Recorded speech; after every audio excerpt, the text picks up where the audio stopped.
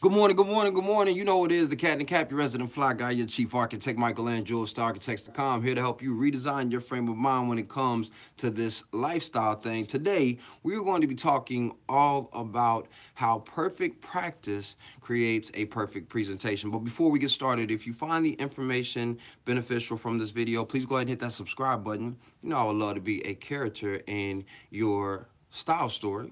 And if you have already subscribed, you know that I appreciate you. Now all you need to do is hit this notification bell, because I don't put this up in my videos. That you'll be notified each and every time I'm live, each and every time I drop new content, all those things. And so you know that those are important. So make sure that you hit that notification bell. Today, I did want to talk to you about how perfect practice creates a perfect presentation. And I wanted to talk to you about that because I just finished watching the season. I binge watched. I don't know why I did. I was still doing work.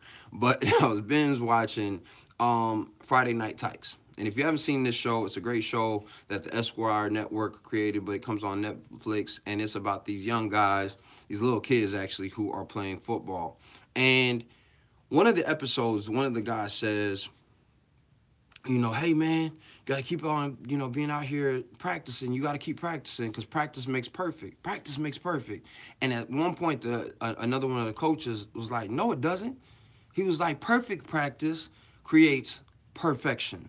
Perfect practice creates perfection. So what does practice even mean? Or what does perfection even mean? We know what practice is, repeatedly doing something over and over. But perfect actually creates balance. It's not about it being flawless. It's about it being balanced. That's where the etymology of the word perfect actually comes from. But to do perfect practice is actually to practice something over and over with the intention of getting better. So how does that affect or deal with style? Well, there's a lot of guys out here who are just practicing arbitrarily their presentation. And then they get mad when they're passed over for a position. They get mad when they're passed over, in social situations from being able to elevate themselves in those spaces. And they get mad when they get passed over or get curved by that young lady. Well, you got to understand that if you are not practicing the perfecting of who you are, the very best representation of who you are, then you're doing yourself a disservice. Think about it like this. If you were to go in for a job, or you were going into a social situation, or you and another guy trying to approach a young lady, and you both have the same quality, same type of build, same type of conversation game, what's going to set you apart? Before you guys even ever make an approach to that young lady or to that for that position and that promotion, the thing that's going to separate you is going to be your presentation. Now, guys, here's where a lot of the misconception is. A lot of guys think that I'm telling them, oh, you got to go out and buy a suit. I've told you guys, if you haven't checked out any of my other videos, check out some of my other videos. You may not be a suit and tie guy. That doesn't mean that you can't throw on a sport coat. That doesn't mean that you can't throw on a shawl collar cardigan. And that doesn't mean that you can't be casually elegant. That doesn't mean that you can't be casually sophisticated. And that doesn't mean that you can't be casually elevated for the other people around you. What happens for so many guys is that they put themselves in a position to fail because their mind is not right, because they're looking at themselves in an insecure manner. What do I mean? When you step out into a space and you know that you have not worn a suit, or you haven't worn something that is sophisticated. And I use suit because that's easy. That's the easiest, most direct communication. But I've seen guys who are going into a gala. They may be going into a networking event. They may be going into a presentation where they are forced to be in a business formal type of attire. And they step in and they're doing this. And so even when they're in the conversation, they're still doing this. Ooh, yeah. So yeah, yeah. So I would like to really present myself in the very best light. I think that I could be a great asset to the company. What's your name? Now, how easy is it for you to pay attention to what I'm saying when I'm doing all this fidgeting? Now, I'm not saying that you're doing that in mass, but even a little adjustment is still causing some concern, still causing some distraction. Now, if a young lady does that, right, if she's adjusting herself and making sure that she is on point when she's dealing with you, that's called preening in psychology.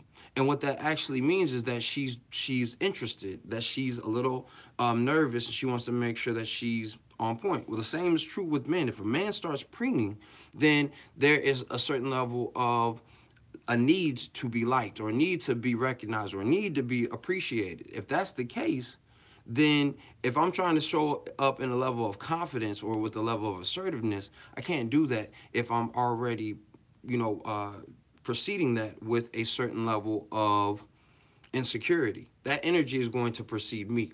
And so in those different types of spaces, why not take a week out of the month to just make sure you're your best self? So if you're in a casual work environment and you can have t-shirt, jeans, and sneakers on, why not throw on a pair of loafers, a great pair of khakis, and a polo? It doesn't have to be anything that's going to be, off-putting to other people. Like, who is this extra dude doing? You got a court date? You got to go to church? Like, what are you doing?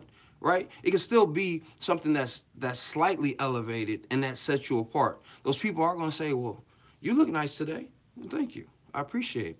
So you just got a double whammy. You got your ego stroked by somebody saying that you look nice, and you're actually training these people for this other side of your character, for the other side of the integrity that you want to create in your image. And when it's time for you to actually get out there, for you to put on your presentation and play, you'll always look like a winner. So I want you to try that on, see how it fits you. Listen, I told you guys, it is 2018, so I want to make sure that every guy who steps out today and steps out this week and this month and this year is really presenting the very best of who they are. My goal this year is to help just 100 guys. 100 guys I want to help take to the next level. I want to personally work with them to really guide them on a way and put them on the path to telling their own story before they ever say a word. So if you are interested, like I said, 10 guys are already going to have access to a 30-minute coaching Skype session where we'll go over your image, we're going to go over your personality and what that looks like sartorially and, from a style standpoint. We're going to talk about your color, the best colors for you. We're going to talk about patterns so that you're always looking your best. And we're going to talk about some great staple brands that you can start looking at to make sure that you are on point as well. And it's probably going to be much longer than 30 minutes. I'm just setting that tone for you. So if you're interested, make sure that you hit me up at info@stylearchitects.com, where I'll be more than happy to go over this information with you. It's free, like it's complimentary conversation to get you started on the path that you should be telling, for the story that you should be telling. Outside of that, if you find the information beneficial, please go ahead and give this live a thumbs up. That still does help the channel to grow. Please make sure that you share this with somebody. There's somebody out here who's been lackadaisical, and you know that they are so much greater than the presentation is providing them, whether they're in a leadership position or they aspire to be. So make sure that you are helping them in those situations. And lastly, don't act like you aren't great. You know you're great, right? So now the only thing for you to do is show up and show the world that that is so. And before I go, you know that above all, I don't ever want you to forget that dress is nothing more than the expression of a man's state of mind. So you, yes you, should always dress to express. I'll see you next time. Peace.